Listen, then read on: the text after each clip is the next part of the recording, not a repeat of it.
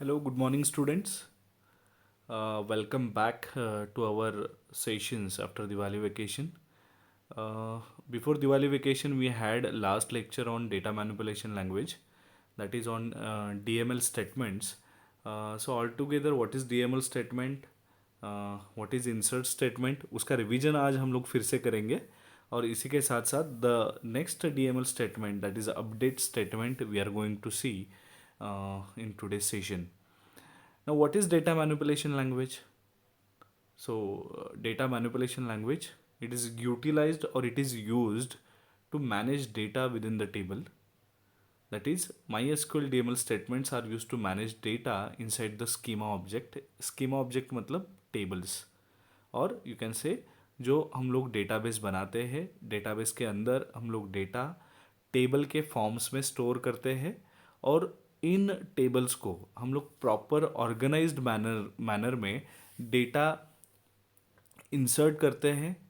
उसमें जो इंसर्ट किया गया डेटा है उस डेटा में चेंजेस करते हैं या समटाइम्स उसका यूज़ ख़त्म होने के बाद उस टेबल में से पर्टिकुलर डेटा को डिलीट भी कर देते हैं या डिस्ट्रॉय कर देते हैं। तो डेटास के साथ ऑपरेट होने वाले या डेटास के ऊपर ऑपरेट होने वाले स्टेटमेंट्स को डेटा मैनिपुलेशन स्टेटमेंट्स कहा जाता है and that are namely as follows. The first one is insert statement. As the name suggest, insert statement is use to insert data into the particular table. किसी भी particular table के अंदर data को insert करने के लिए insert statement का use होता है। अपडेट स्टेटमेंट का यूज़ जो डेटा हम लोगों ने टेबल्स के अंदर इंसर्ट करके मतलब स्टोर करके रखा हुआ है उन डेटा को अपडेट करने के लिए अपडेट स्टेटमेंट का यूज़ होता है। एंड डिलीट स्टेटमेंट मतलब जो डेटा इंसर्ट स्टेटमेंट का यूज़ करके किसी भी टेबल में हम लोग स्टोर करते हैं, उसका काम हो जाने के बाद अननेसेसरी वो हमारे मेमोरी का बहुत सारा हिस्सा अलोकेट करके रखता है, तो उसका यूज़, लेकिन उसका यूज़ हमें कुछ भी नहीं होता है, तो उस डेटा को डिलीट करने की ज़रूरत भी पड़ सकता है। तो इसके लिए डिलीट स्टेटमेंट का यूज़ होता है। अभी मैं एक एग्जाम्पल के तौर पे इंसर्ट, अपडेट और डिलीट कौन से सिस्टम में यूज़ होता है वो मैं आपको एक शॉर्ट में बताता हूँ। Now you are learning, you are students, you are in college. आपने अभी तक बैंक अकाउंट बनाया होगा भी या शायद से नहीं भी होगा, लेकिन बैंक एक ऑटोमेटेड डेटाबेस सिस्टम है जहाँ पे नया कस्टमर जब भी बैंक को अप्रोच करता है एप्लीकेशन देके, तो उसका जो भी इंफॉर्मेशन है वो इंफॉर्मेशन कंप्यूटर मतलब बैंक के डेटाबेस सिस्टम में इंसर्ट होता है यूजिंग इंसर्ट स्टेटमेंट। तो कस्टमर का जो भी डेटा है, जैसे कि उसका कस्टमर आईडी हो, उसका अकाउंट नंबर हो, उसका नेम हो, उसका एड्रेस हो, उसके सिग्नेचर्स हो, उसके फोटोग्राफ हो, या उससे रिलेटेड जितना भी वैलिड इंपॉर्टेंट इन्फॉर्मेशन है जैसे कि उसके केवाईसीज है, ये सारे इन्फॉर्मेशन टेबल के फॉर्मेट में इंसर्ट स्टेटमेंट का यूज़ करके बैंक के डेटाबेस में स्टोर किया जाता है। Second, update. अगर सपोज उस पर्टिकुलर पर्सन को उसका मोबाइल नंबर अपडेट करना है या चेंज करना है, तो उसके लिए उसको एक सिर्फ मोबाइल नंबर चेंज करने वाला एप्लीकेशन देना पड़ता है, ना कि नया अकाउंट ओपन करने का एप्लीकेशन देना पड़ता है। अकाउंट तो उसका ओपन हो चुका है, उसका रिकॉर्ड बैंक के डेटाबेस में ऑलरेडी बन चुका है, उस रिकॉर्ड में एक सिंगल डेटा को चेंज करना है, तो उस पर्टिकुलर ऑपरेशन के लिए अपडेट स्टेटमेंट का यूज डेटाबेस सिस्टम्स में किया जाता है। I hope you are understanding my concept and example. First time account open करना है, इंसर्ट स्टेटमेंट। जो अकाउंट ओपन हुआ है उसके डिटेल्स को चेंज करना है, अपडेट स्टेटमेंट। मेरा उस बैंक के साथ ट्रांजैक्शन नहीं करना है तो मैं अकाउंट क्लोजिंग का एक लेटर देता हूँ। तो वो अकाउंट क्लोजिंग का लेटर सिस्टम में क्या इम्पैक्ट लाता है कि मेरा जो रिकॉर्ड है, मेरा जो बैंक अकाउंट नंबर है, उसी को सिर्फ उसी रिकॉर्ड को डिलीट किया जाता है। मेरे ऊपर और मेरे नीचे जो टेबल में कस्टमर्स है उनका डेटा को हाथ नहीं लगाया जाता, सिर्फ मेरे अकाउंट नंबर वाले रिकॉर्ड को डिलीट किया जाता है और उस मोमेंट से मैं उस पर्टिकुलर बैंक के डेटाबेस सिस्टम का पार्ट नहीं हूँ। तो ये जो भी करता है ना, ये सिर्फ डेटा के ऊपर अप्लाई होता है, ना कि टेबल के ऊपर। मेरे लिए खुद से सेपरेट टेबल नहीं बनता है, एक टेबल बनता है उसमें सारे कस्टमर का रिकॉर्ड है, उसमें मेरा भी है। तो वो रिकॉर्ड डिलीट होता है, वो रिकॉर्ड ऐड होता है। मतलब इंसर्ट अपडेट डिलीट ये जो स्टेटमेंट्स है, ये स्टेटमेंट सिर्फ डेटाबेस में रिकॉर्ड्स को इंसर्ट अपडेट और डिलीट करने के लिए यूज़ किया जाता है। ठीक है, डेटा मैनिपुलेशन लैंग्वेज के 3 से स्टेटमेंट है, इंसर्ट अपडेट एंड डिलीट। उसमें से इंसर्ट स्टेटमेंट का सिंटैक्स मैंने यहाँ पे लिखा है। अभी हम लोग माई एसक्यूएल पढ़ रहे हैं कि एक जो कमांड ओरिएंटेड लैंग्वेज है, डेटाबेस को कमांड्स, सिस्टम को कमांड देने के लिए हम कमांड मतलब इंस्ट्रक्शंस देने के लिए कमांड लिखते हैं, और उस कमांड के कुछ ग्रामेटिकल मतलब डेटाबेस लैंग्वेज का ग्रामर के बारे में बात कर रहा हूँ, आपको समझ में आना चाहिए इसके लिए बात कर रहा हूँ, उसको सिंटैक्स कहा जाता है। ठीक है, सो इंसर्ट इनटू टेबल नेम, मतलब जो भी आपका टेबल का नाम होगा। हम लोग डेटाबेस बनाते हैं, समझो जैसे कि हम लोगों ने कॉलेज नाम का डेटाबेस बनाया दिया, तो कॉलेज नाम के डेटाबेस से रिलेटेड ही हम लोग उसके अंदर के टेबल बनाते हैं। जैसे कि डेटाबेस का नाम कॉलेज है, तो उसके अंदर जो टेबल्स रहेंगे वो टेबल स्टूडेंट डिटेल्स का हो सकता है, एम्प्लॉय डिटेल्स का हो सकता है, लाइब्रेरी डिटेल्स का हो सकता है।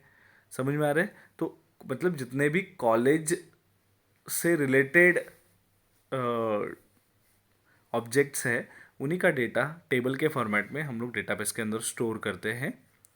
तो उसका सिंटैक्स यहाँ पे दिया हुआ है, how we can write it as insert into table name. तो हमारे केस में समझो स्टूडेंट डिटेल्स नाम का टेबल है, insert into student details values, और वैल्यूज़ मतलब उसके कॉलम के नाम, कॉलम के नाम के वैल्यूज़। जैसे कि उसका रोल नंबर होगा तो पहले मैं वैल्यू 1 में लिखूंगा 01, कॉमा दूसरा कॉलम अगर नेम रहेगा तो वहाँ पे मैं लिखूंगा सुनील, कॉमा वैल्यू 3 सपोज उसका मोबाइल नंबर है तो वहाँ पे मैं मोबाइल नंबर डालूंगा। जितने भी मेरे टेबल के कॉलम्स है उतने नंबर सिक्वेंशियली वैल्यूज़, वैल्यू 1 2 3 की जगह पे मैं डालता जाऊंगा, ब्रैकेट क्लोज करूंगा एंड सेमीकोलन डालूंगा। राइट, अभी इसका एग्जाम्पल यहाँ पे हम लोगों ने लिखा हुआ है, हाउ टू क्रिएट। यहाँ पे एम्प्लॉय एक टेबल है, उसको हम लोगों ने यहाँ पे कंसिडर किया है। Create table employ, open the bracket, E M P I D, उसका data type integer, E name varchar 255, salary integer. मतलब टोटल 3 कॉलम है, E M P underscore I D, E name and sal. ठीक है, जो salary के लिए बनाया गया है। अभी इस पर्टिकुलर टेबल में अगर आपको रिकॉर्ड इंसर्ट करने हैं तो हम लोग इंसर्ट इनटू स्टेटमेंट का यूज़ करेंगे। सो इंसर्ट इनटू एम्प्लॉय वैल्यूज़। अभी रिकॉर्ड देखो, पहला क्या है, एम्प्लॉय आईडी, तो एम्प्लॉय आईडी इंटीजर है, मैंने डाला 1001, कॉमा ई नेम, ई नेम मैंने क्या लिखा, जैक, और उसका सैलरी मैंने क्या लिखा, 12,000। तो जिस सीक्वेंस में हम लोगों ने कॉलम बनाए उसी सीक्वेंस में हम लोगों ने रिकॉर्ड के वैल्यूज़ भी इंसर्ट किए। Similarly by using another insert statement I can enter another values, जैसे कि 1002 Mac salary 13,000, so you can write your record also. So this is how using insert command I can insert the records into the table. यहाँ पे मैंने diagram बनाया हुआ था, E M P I D में 1001 आया, 1002 आया, ई नेम में जैक आया, मैक आया, सैलरी 12,000 13,000 रिस्पेक्टिवली। आपने और रिकॉर्ड ऐड किए तो वो रिकॉर्ड भी आपको यहाँ पे दिखेंगे। सो ये लेक्चर हम लोगों ने लास्ट सेशन में किया हुआ था, जस्ट इंसर्ट और अपडेट को रिकनेक्ट करने के लिए ये कॉन्टेक्स्ट मैंने आपको फिर से दिखाया है। Now let's focus on update statement. तो आपको ये ध्यान में आया कि टेबल जब भी हम लोग बनाते हैं, टेबल में डेटा डालने के लिए इंसर्ट स्टेटमेंट का, या रिकॉर्ड्स को इंसर्ट करने के लिए इंसर्ट स्टेटमेंट का यूज़ एसक्यूएल में किया जाता है। सिमिलरली जो रिकॉर्ड हम लोगों ने इंसर्ट किए हैं उन रिकॉर्ड के वैल्यूज़, पर्टिकुलर वैल्यूज़ चेंज करने के लिए अपडेट स्टेटमेंट का यूज़ किया जाता है। So I have a look on update statement in the another slide, so I will show you.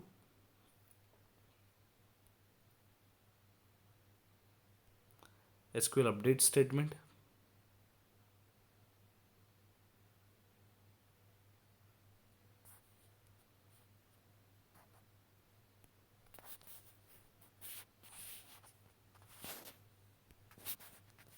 Fine. So we are coming to the insert statement के बाद हम लोग एसक्यूएल अपडेट स्टेटमेंट का पढ़ाई कर रहे हैं. तो एसक्यूएल अपडेट स्टेटमेंट क्या है? The update statement is use to modify the existing records in a table. Existing record मतलब जो हम लोगों ने इंसर्ट स्टेटमेंट का यूज करके जो रिकॉर्ड टेबल में स्टोर कर दिए हैं उन्हीं को अभी हम लोग एग्जिस्टिंग रिकॉर्ड कह रहे हैं. उनमें चेंजेस करने के लिए हम लोग अपडेट स्टेटमेंट का यूज करते हैं. उसका सिंटैक्स देखो क्या है. अपडेट टेबल नेम, जैसे कि हमारा जो पिछला इंसर्ट का एग्जांपल था जिसमें एम्प्लॉय टेबल है. अपडेट टेबल नेम तो update employ. Set column one मतलब मुझे समझो किसी का सैलरी, वहाँ पे एक सैलरी कॉलम था. Set sal is equal to 15,000. क्या लिखा मैंने? Sal is equal to 15,000. Where condition, condition में मैं लिखूंगा where EMP underscore ID is equal to 1001. ठीक है, तो मैंने क्या किया, जिसका एम्प्लॉय ID 1001 है उसका सैलरी 15,000 कर दिया बिकॉज ऑफ वेयर कंडीशन. अभी वेयर कंडीशन का लॉजिक क्या है देखो, यहाँ पे आपको समझ में आएगा. Be careful when updating the records in a table.